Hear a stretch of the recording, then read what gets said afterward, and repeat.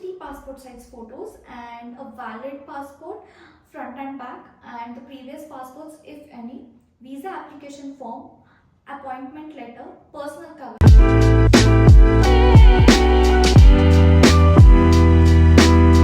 If you are someone who's planning on getting your first Schengen visa or someone who faced a rejection, then you are in the right place. Trust me, getting a Schengen visa is really stressful and it's a tedious process. And today I'm here to discuss the process and the detailed checklist of the documents that are needed in order to get you your first Schengen visa. So please watch till end and do not skip any part so that you don't miss out on any important details. So let's get started. When we were planning on getting our Schengen visa for the first time, we also were nervous and anxious and had all the questions that you guys might be having right now, like what is the process, what are the documents that are needed, and who can help us, or where I can get the help, what if my visa gets rejected, or what mistakes do I have to avoid in order to get the visa in first attempt. After carefully considering the things that are involved, that is the money and the efforts, and we came up with the idea that we would be taking help from the third party agent who would help us with filling the online Schengen form, booking VFS appointment, giving us the detailed checklist of the documents that are needed, and reviewing the documents. So now let's discuss the document checklist that are needed. So when it comes to the documents, make sure you have got everything. Even one missing document can cause the rejection. Here's what we submitted every single time and it worked perfectly fine. So passport size photos, 3 passport size photos and a valid passport front and back, and the previous passports if any, visa application form, appointment letter, personal cover letter. Very important, clearly explains your travel purpose and duration. So the next important thing that you need is your itinerary.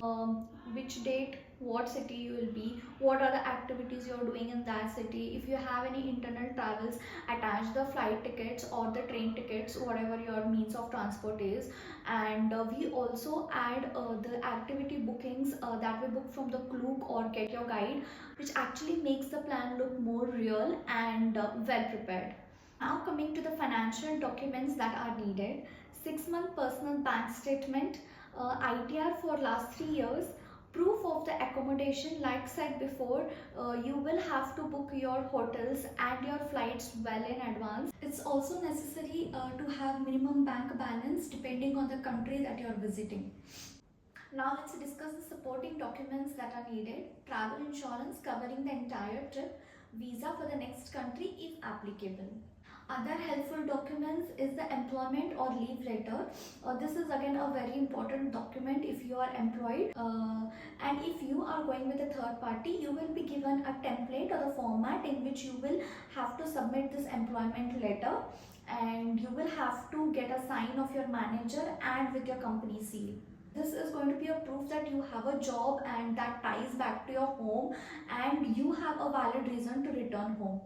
Next, we are going to talk about the visa process time and validity. So recently when we applied in April, it was the fastest we have ever got the visa, and that the processing time took around 5 working days. Previously when we applied, it took usually around 8 to 10 working days. There is one important tip I would like to give is keep your itinerary, flights and hotels consistent.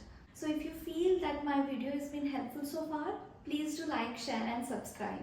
The next we are going to talk about the costs and the payment. Here's what exactly we paid. We paid actually the teleport cost, the VFS cost and the embassy cost. That is paid directly at the VFS and which is non-refundable in case of a visa rejection. Use teleport fees, 7,718 for 2 people. Includes 4,120 for appointments, which is 2,250 per traveler, and 3,598 service fees, which is the VFS fees.